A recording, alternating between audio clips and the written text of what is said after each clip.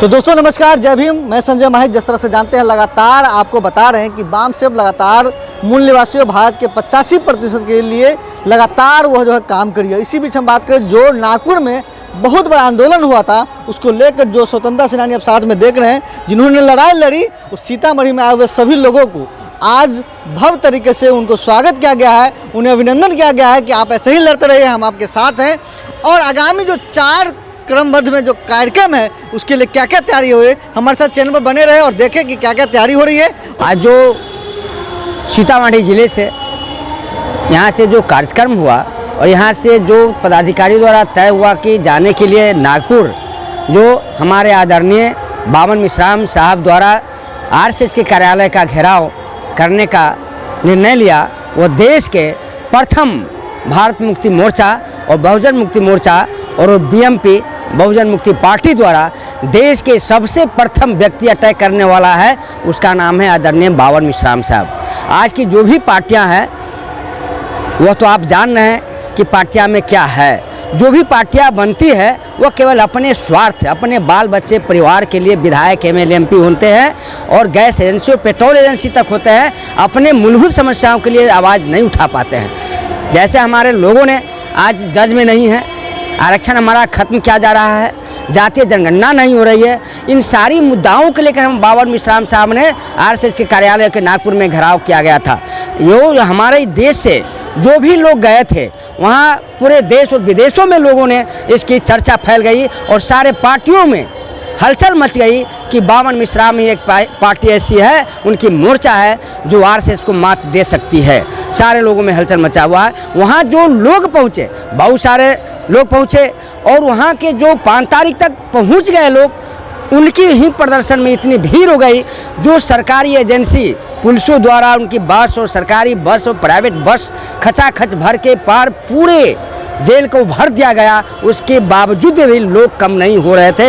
इतनी संख्या में लोग जुट गए जिससे आरएसएस के लोगों ने। सीतामढ़ी जिला से कितने लोग गए थे आपके साथ? सीतामढ़ी से हम लोग यहाँ से 4 आदमी और शिवहर से 7 आदमी गए, टोटल मिलाकर 11 आदमी गए थे।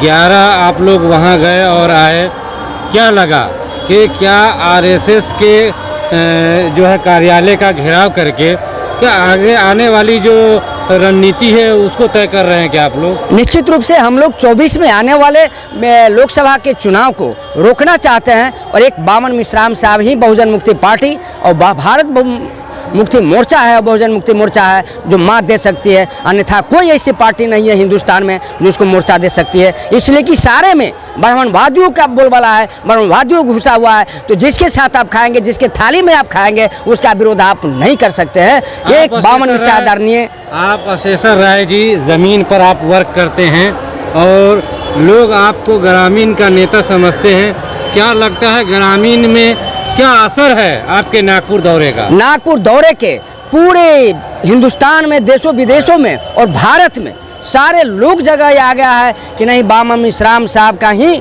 एक दल है, पार्टी है, मोर्चा है जो हम लोगों के हित की बात कर सकता है, बहुजनों के हित की बात कर सकता है। अन्यथा कोई पार्टी नहीं है।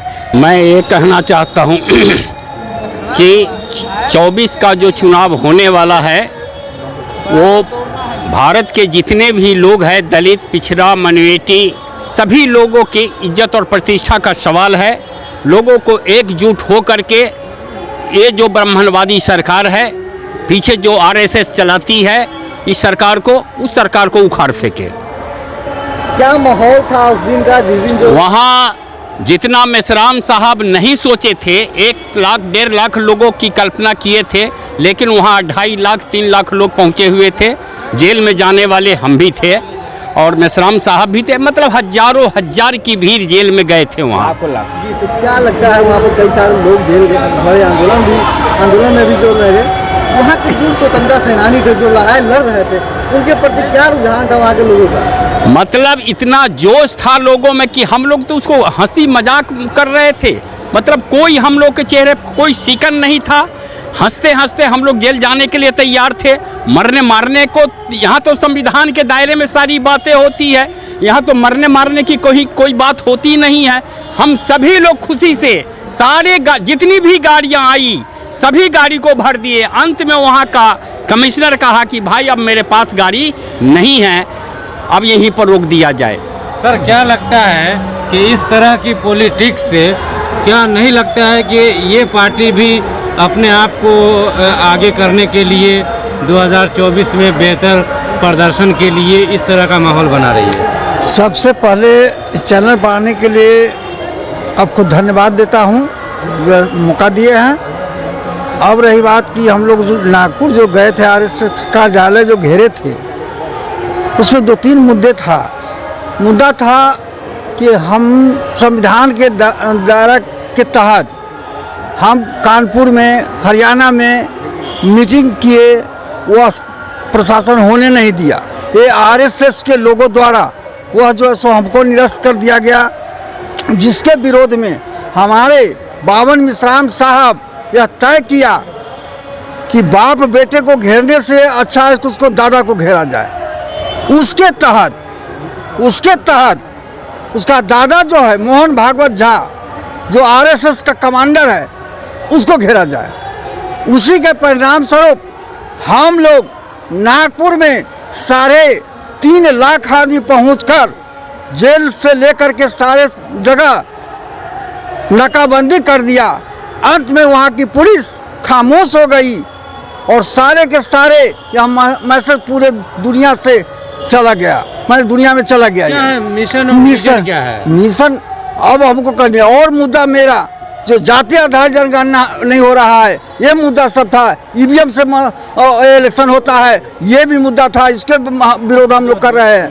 तो ये सारे मुद्दा लेकर के हम लोग वहाँ जो है सो, अब रह गई बात कि हमारा जो मुद्दा, हमारा उद्देश्य है, हमारा 85% लोगों को जो संवैधानिक अधिकार है, उसको अधिकार को जब तक नहीं हम हमारे समाज को मिलेगा, तब तक ले हम व्यवस्था परिवर्तन के साथ साथ जन आंदोलन करेंगे। और उसके क्या मतलब, हमारे समाज से क्या मतलब? हमारे एक खास समाज के लिए हम 85% समाज के लिए लड़ रहे हैं, है नहीं, बहुजन समाज के लिए लड़ रहे हैं, इसके लिए लड़ रहे हैं। और जब तक ले यह अधिकार नहीं मिलेगा 85% को, तब तक ले हम लोग तन मन धन और जान से भी अपना लगा रहूँगा।